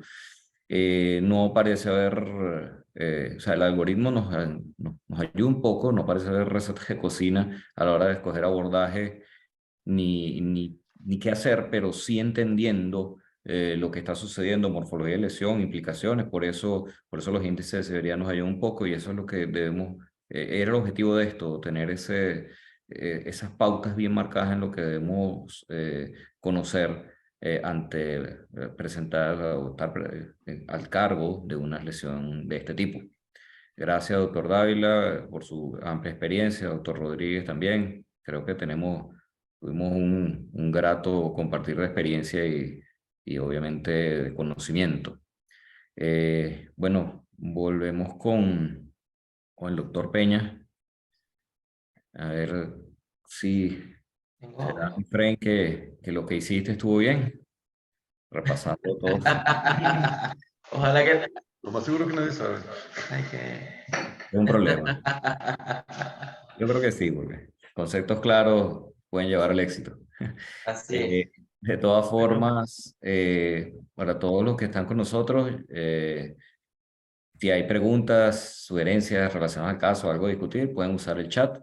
Por supuesto, estamos pendientes y entenderemos un poquitico inquietudes. Adelante, doctor Efraín Peña. Ok, bueno, recapitulando el caso, tenemos un paciente masculino, 64 años, caídas de altura 4 metros, dolor cervical, bloqueo articular cervical, alteración sensitiva de las raíces de C7 y C8 derecho. Y estas son las imágenes. Tenemos la radiografía en un corte sagital, donde ya podemos ver que a nivel 2, 3, 4, 5, 6, C5, C6, hay una lesión traslacional. Ya podemos ir más o menos viendo según la clasificación AO qué tipo de lesión es. Si quieren lo pueden ir colocando en el chat y vamos leyendo y al final damos cómo lo clasifiqué yo. Aquí vemos más hacia la izquierda, vamos a ver cómo está el componente facetario. Vemos cómo la faceta del lado derecho está lujada. ¿Ok? ¿Dónde coloco aquí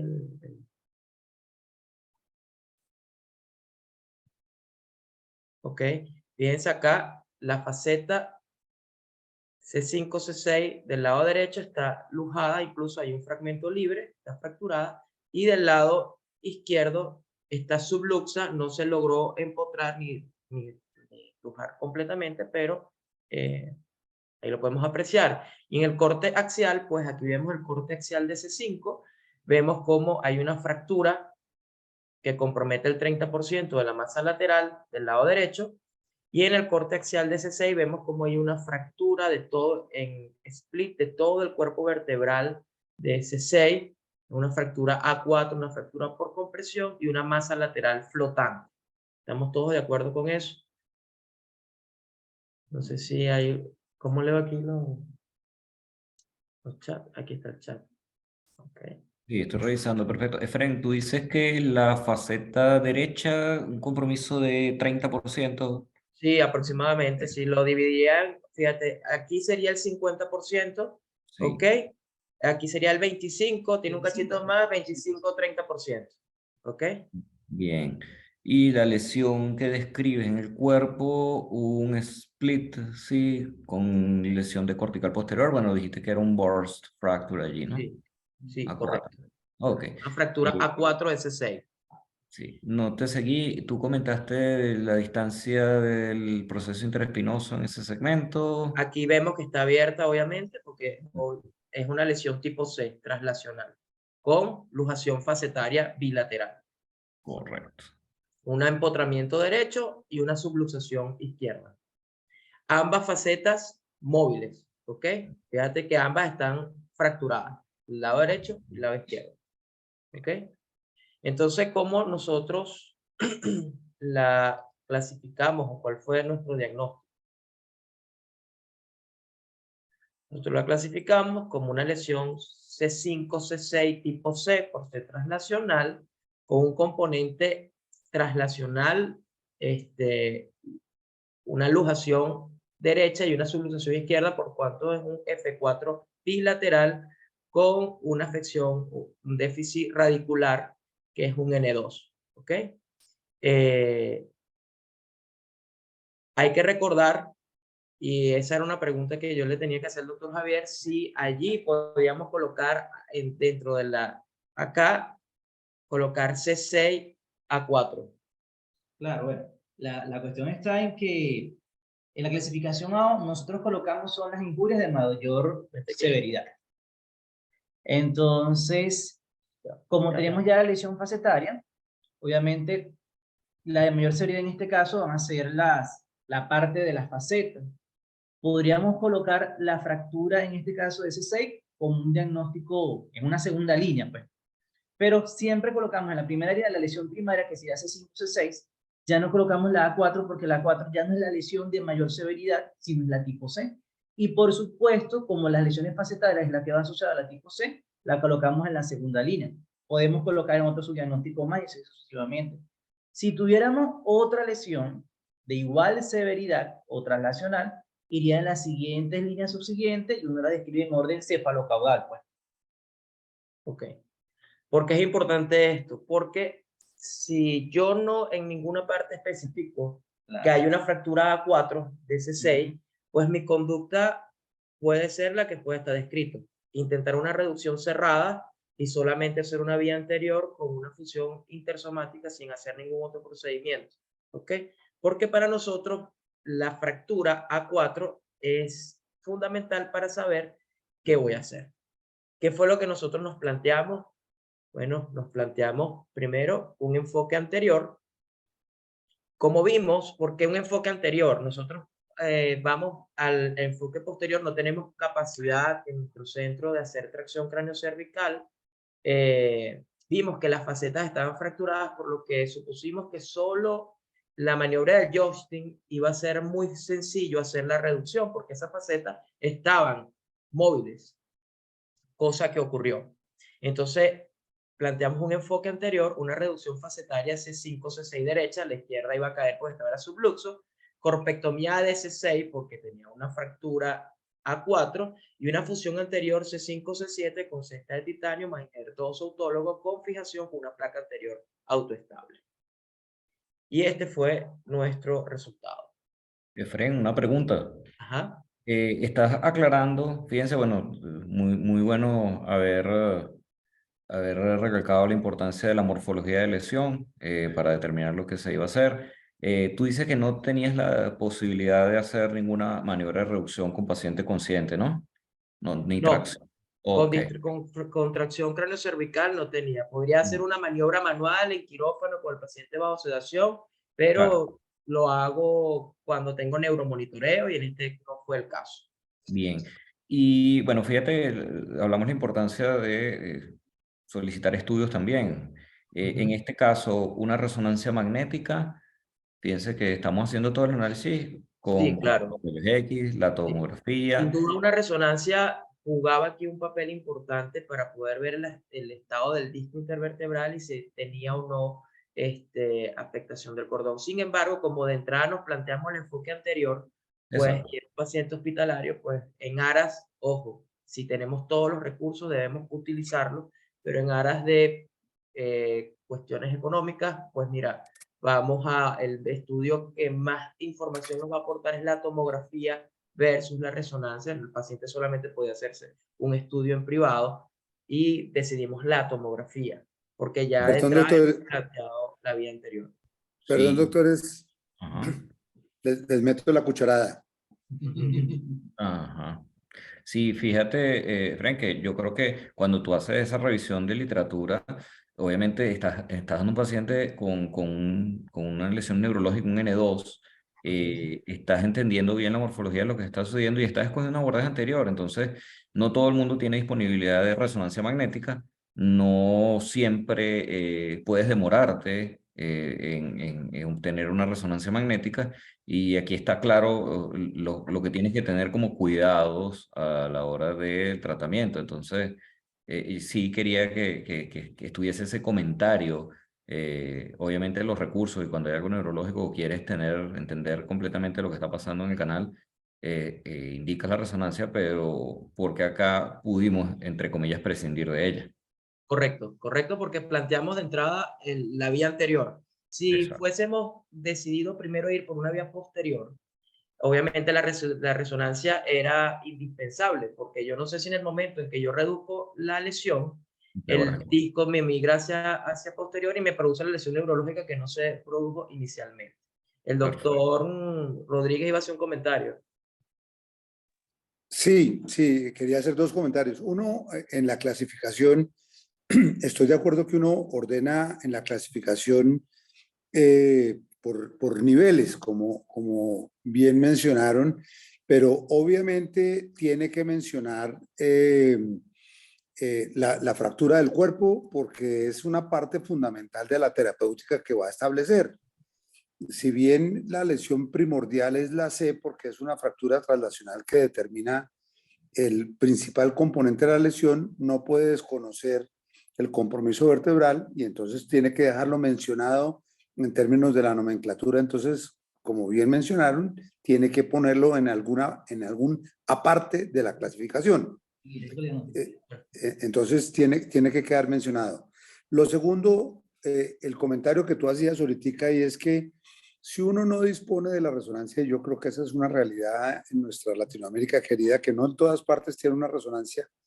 Sin duda alguna, uno tiene dos opciones, o bien hacer una maniobra de reducción cerrada, progresiva, lenta, donde puede, si no tiene monitoreo, puede hacer un monitoreo clínico.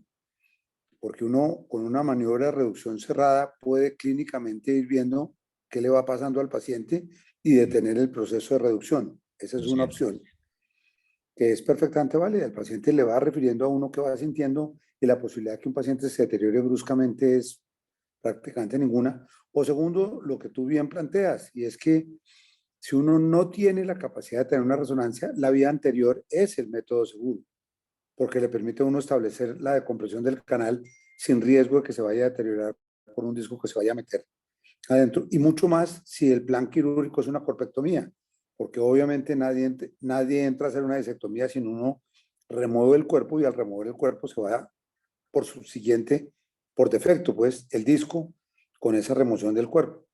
Entonces ahí está matando dos pájaros de un tiro y obviamente asegurando la integridad neurológica de ese paciente. Y así fue que hicimos, doctor. Fíjense el resultado, el prequirúrgico, preoperatorio, obviamente siempre y como recomendación siempre verificar, aunque vayas a hacer la corpectomía, verificar que hiciste la reducción facetaria, porque he visto muchos casos que no hacen la reducción facetaria. Hacen la corpectomía y sigue el desbalance sagital. Claro. Y si las facetas no están reducidas, no vas a tener una buena colocación del implante No, y el implante no, va a fallar y va a y quedar una la, y la, estructura y la, inestable. y la parte más grave es que si uno no verifica antes de colocar el implante que las facetas estén en posición, el implante le va a quedar mal puesto y va a fallar porque va a quedar móvil, porque la placa no tiene la posibilidad de sostener, por más fijo En que quede desbalance. puesto ese implante, no se tiene, porque el mecanismo rotacional, la placa no es capaz de contener la columna en rotación. Esa Correcto. es una cosa que tiene que quedar claro para todo el mundo. Las placas son estables, entre comillas, en carga axial, pero no son estables en carga rotacional. Correcto, correcto. Sí. Fíjense el Tengo una pregunta. resultado. Ajá. ¿Esto lo hiciste en agudo o se demoró un tiempo? Agudo. Agudo, bueno, subagudo, porque ya una semana. Tardamos una Bueno, semana en hacer la reducción y la corpectomía más la estabilización. Esta ¿Cómo? cesta de titanio está rellena con el mismo cuerpo de ese 6 que fue removido y se hizo una fusión C5-C7. ¿Y cómo te Sin fue con la embargo, reducción? hay otra, no sé si hay alguien que tenga algún comentario o porque yo todavía me hice muchas preguntas, ¿no? Con respecto al caso intraoperatorio. No sé si alguno de los del panel se la hagan. Si nadie se la hace, yo sigo. No, te estaba preguntando, ¿cómo te fue con la reducción? Excelente. Ok. Como te dije, al tener la Digo faceta en derecha sufrimiento del cirujano. libre y la izquierda libre, pues en verdad redujo bastante fácil. Bien. Y obviamente ya habíamos removido el cuerpo vertebral también y al colocar la cesta la estabilidad que dio la cesta fue importante. Fíjense cómo está bien anclado a lo que es todo el centro anterior del cuerpo vertebral. Otra de las cosas que hago es que cuando hago el corte siempre dejo unas pestañitas para que se incrusten como estabilizador, como garra en los emplays. La sé, claro. Una pregunta. Yo Ajá. creo que Una pregunta, doctor. Ya va, que va a preguntar aquí Javier. En ok. relación a la reducción facetaria, ¿la realizas antes de la corpectomía o después de la corpectomía? Fíjate, en este caso yo primero hice la disectomía. Ujú. Lo primero que hice fue la disectomía C5, C6 y C6, C7.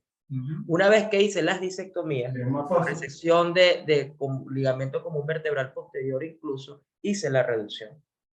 Después que hice la reducción, hice la corpectomía. Después de la corpectomía, coloqué mi implante y fijé con mi placa. Bien. Aquí voy a mostrarles Yo creo, Efraín, bueno, tiene... la visión antero-posterior. Fíjense la colocación de la cesta de la placa.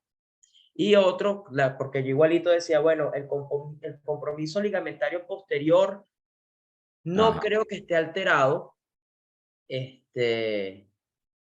porque no veía, había aumento del espacio interespinoso, pero muy probablemente ese ligamento todavía estaba elongado, más no roto, porque fíjense que el compromiso fue facetario. pero qué tan inestable me pudo haber quedado. Entonces, intraoperatorio, quitamos los segmentos y decidimos hacer maniobras para verificar la estabilidad del segmento, para ver, para ver la utilidad o no de la vía posterior. Cuando vimos el grado de estabilidad que habíamos logrado con la cesta más la placa, pues decidimos dejarlo de esa manera, y el paciente el día siguiente estaba caminando dado de alta del centro hospitalario. Muy bien. Sí, Efren, veo que fíjate que te dedicaste mucho al tema de la corpectomía y asegurarte de una buena artrodesis, amén de mantener el balance cervical. El doctor Daniel Urbano tiene esa inquietud. Él dice, bueno, clasificamos la lesión tipo C, entonces debimos haber hecho vía posterior. Ahí ya tú estabas más o menos dando tu feeling en cirugía, o sea, repasamos al inicio el tipo de lesión facetaria que había, la reducción. Obviamente sospechamos, como dice el doctor Urbano, de la lesión de los elementos posteriores, pero bueno, haces un soporte anterior con una artrodesis competente, respetas balance y bueno, te das cuenta en quirófano que no tienes mayor inestabilidad. Yo creo que bueno, el seguimiento de pacientes es mandatorio, pero con una reducción adecuada y respetando el balance y una técnica de artrodesis, estas son lesiones que bueno, no sé cuánto tiempo tengas de tu Ya tiene 2 postoperatorio. años de posoperado. Ok.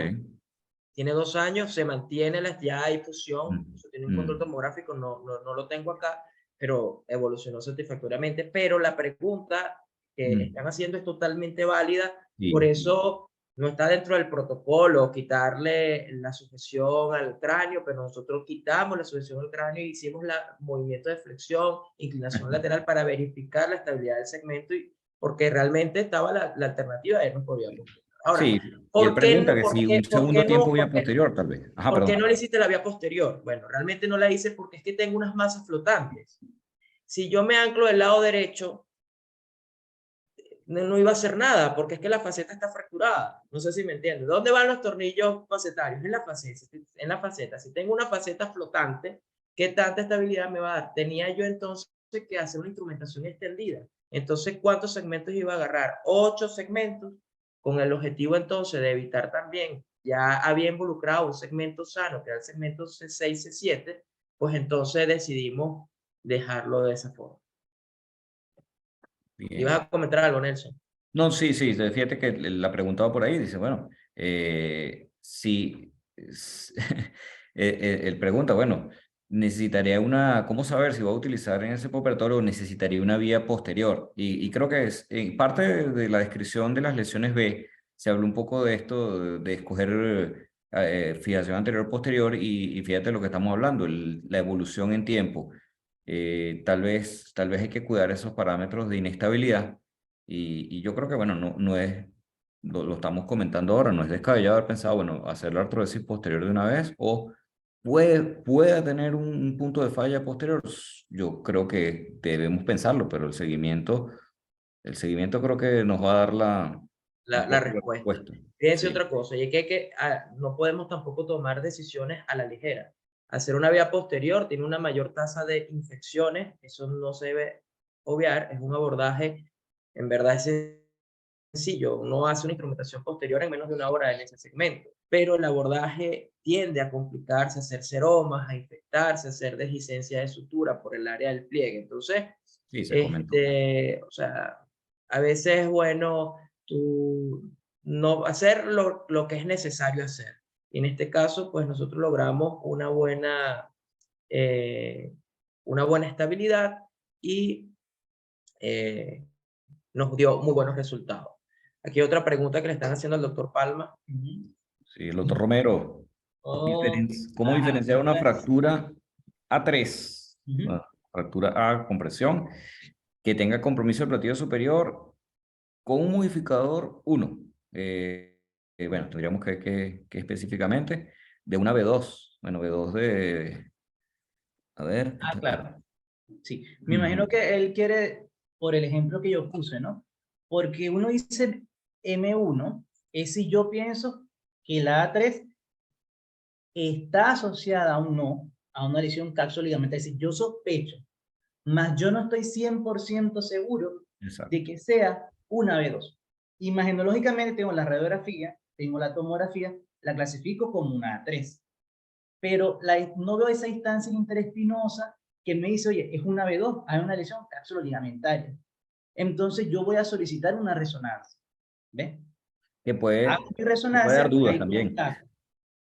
¿Ve? Y no veo la lesión facetaria, no veo el bostezo articular de la faceta, no veo nada de eso, pero hay una lesión de la banda de tensión. Ahora, la B2, ¿qué voy a tener? La lesión del ligamento supraespinoso, el interespinoso, el bostezo articular de la faceta, puedo tener asociado la lesión del disco intervertebral o no, y así. Entonces, así es que uno la diferencia. Yo digo M1 es si yo digo, bueno, de 1 a 3 voy a solicitar la resonancia porque no estoy seguro de que esté indemne ese complejo ligamentario y no estoy seguro de que sea solamente una A3. Ahora, hago la resonancia y constato que hay lesión de la banda de tensión, más lo que lo que yo observo, ahí yo puedo clasificarla ya como una B2, porque ya estoy constatando la lesión, ¿entiendes? Pero ya tengo que tener la resonancia.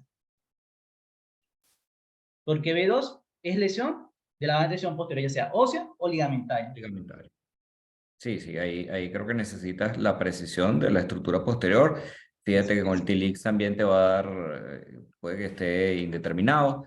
La resonancia puede ayudar, tienes otros parámetros radiológicos, pero ahí está la guía es entender qué está pasando en la banda posterior. Exactamente. Perfecto. Bueno, no tenemos más preguntas. Creo, doctor Cárdenas, que ya podemos finalizar. Veo que el Bien, Nelson. grupo Maturín se asoció, se juntaron todos para... A usar un solo computador para no sé. Yo pensé que era para hacernos más daño, pero bueno. Sí, sí. Bueno, muchachos, agradecido enormemente por la asistencia el día de hoy, por esta actividad que redunda en beneficio de todos los miembros de la sociedad. Muchas gracias, doctor Rodríguez, Colombia. Con mucho Yo sé que gusto. estamos un día de vacaciones, usted está por allá como en el campo. Que le esté Estoy en el campo, efectivamente. ve como estamos nosotros aquí enterados de todo, lo tenemos controlado. Y a todos, muchas gracias, amigos presentes el día de hoy, recordándole las actividades que tenemos próximamente, como le dije en un principio, el Congreso Nacional, en la jornada aniversario, y bueno, los espero. Sigan adelante, esta actividad estará en el canal YouTube nosotros la semana entrante, para que todos puedan disfrutar de esta discusión tan interesante que hubo el día de hoy. Muchas gracias a todos. Feliz día, feliz fin de semana, feliz día del trabajador, que es el día lunes. Y bueno, éxito para todos y mucha salud. Hasta luego. Muchas gracias a ustedes por la gentil invitación. Chao, Igual, pues. gracias por la participación de nuestros panelistas. Excelente, como siempre, y a todos los conectados por su interés. Seguiremos con actividades en comité de columna, tratando de llegar a los que están en formación. Dale, gracias. Feliz fin de semana y feliz día del trabajador.